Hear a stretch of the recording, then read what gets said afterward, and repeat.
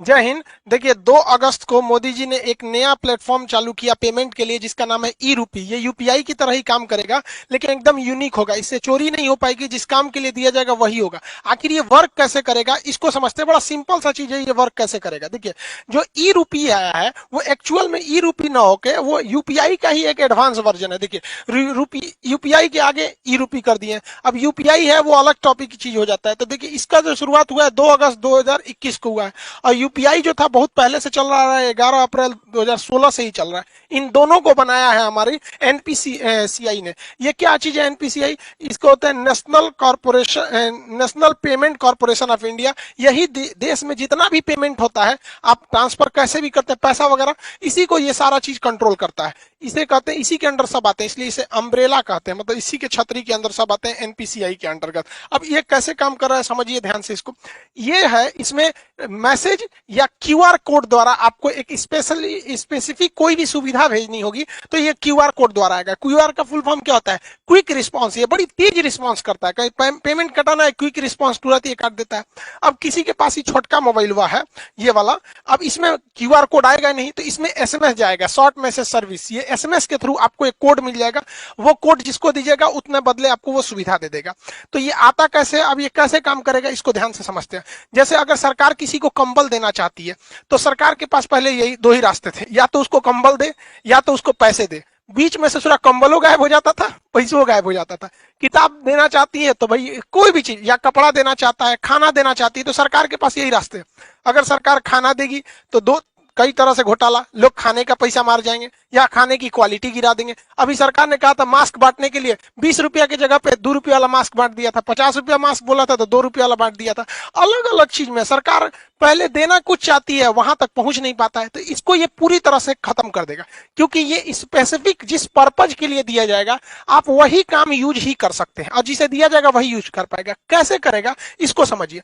जैसे मान के चलिए ये एक किसान है भाई साहब, इनको, ये एक पर्सन है, इनको किस यूज के लिए सरकार पैसा देगी? सरकार ने इन्हें 1000 रुपया देना चाहती है कि आप जाके फर्टिलाइजर यूरिया वगैरह खरीद लीजिएगा।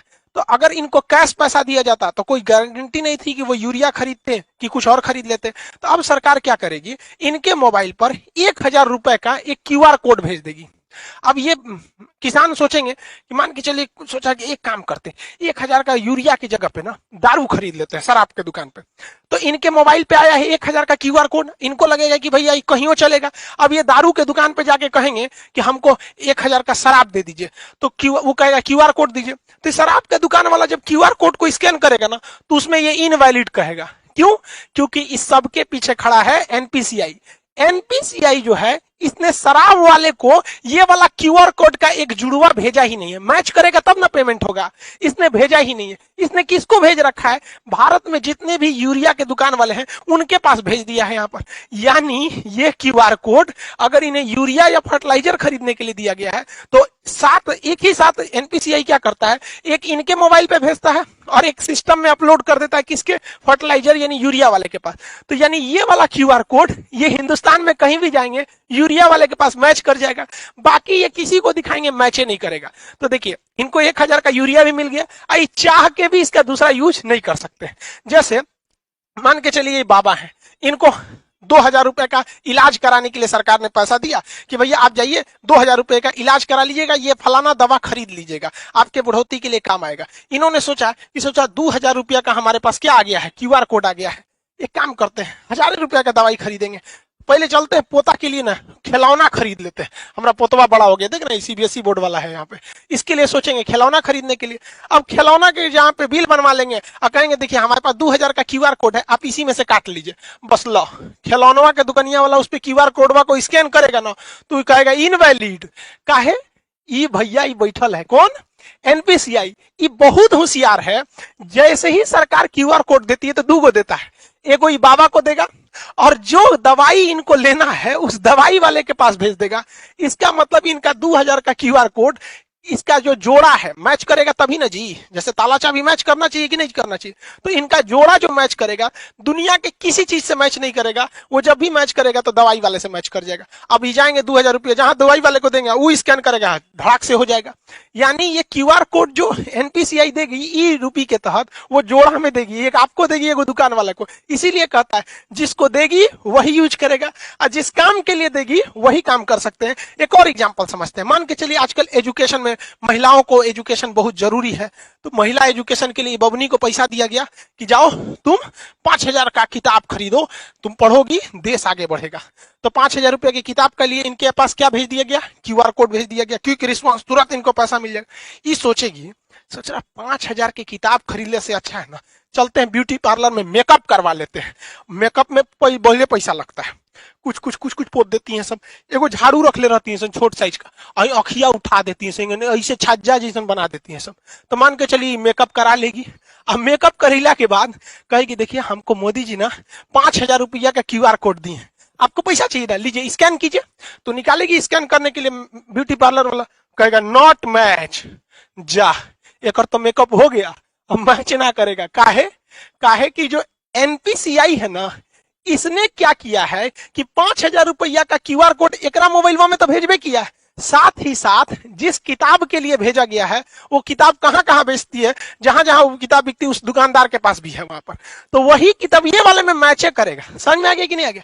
दूसर कोनो चीज में मैच नहीं कर सकता है, ये फायदा है। इसीलिए इसे कहा जाता है कि स्पेसिफिक पर्सन ही यूज कर सकता है और उसी काम के लिए यूज कर सकते हैं जिसके लिए इसे भेजा गया है। ये क्यूआर कोड जो है ई रूपी का, ये बनेगा कैसे? अब देखिए कैसे बनेगा, उसमें बैंक बनाएंगे, सब बैंकों की जिम्मेदारी है। अभी शुरुआत में कुछ बैंक है जैसे एसबीआई, एचडीएफसी वगैरह वगैरह, धीरे धीरे सारे बैंकों को इससे जोड़ दिया जाएगा। बैंक के पास ही ये अधिकार होगा ये प्रीपेड सर्विस देने के लिए। जैसे मान के चलिए बहुत सारी कंपनी है, डेल कंपनी है, अमेरिका की डेल कंपनी या कोई कंपनी है, वो चाहती है अपने किसी वर्कर को मुंबई भेजी है काम से कि अब मुंबई में उसको रहने के लिए बढ़िया होटल चाहिए, तो उसने वर्कर को दिया कि लो भैया 20,000 रुपया तुम ताज होटल में रह जाना, क्योंकि मेरी कंपनी का नाम होगा ताज होटल में रहोगे तो। लेकिन वर्कर सोचेगा ताज होटल में ना रह के कोनो और होटल में रख देते, पैसा बचा लेंगे, तो कंपनी को लॉस लगा कि नहीं लगा?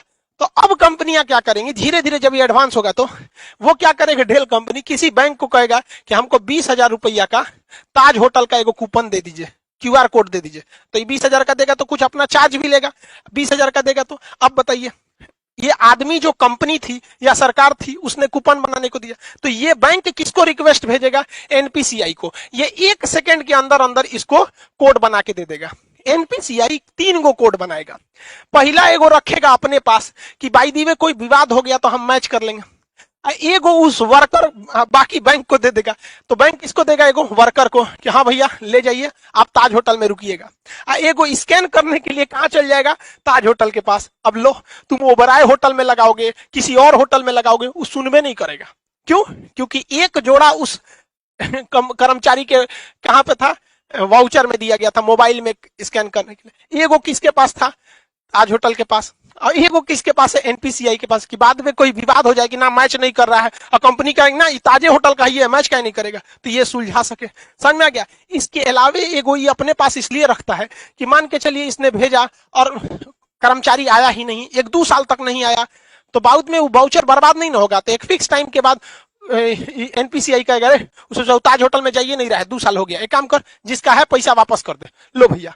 तो इतना वेल डिसिप्लिन हो जाएगा ये चीज जिसका कोई हद नहीं। अब सरकार पहले याद कीजिए, पहले राजीव गांधी जब प्रधानमंत्री हुआ करते थे उस समय की बात है, वो कहते थे 100 रुपया भेजती है सरकार तो 55 रुपया पहुंचता है।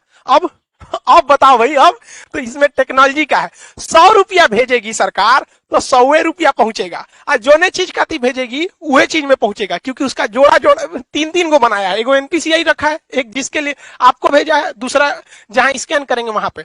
अब जैसे मान के चलिए किसी को, अब आप इतना तो समझ ही गए, अभी सरकार ने कुछ मंत्रालय को इसमें किया है, आगे जाके सारी चीजों को इसी से जोड़ दिया जाएगा, वही काम ही आ सकता है।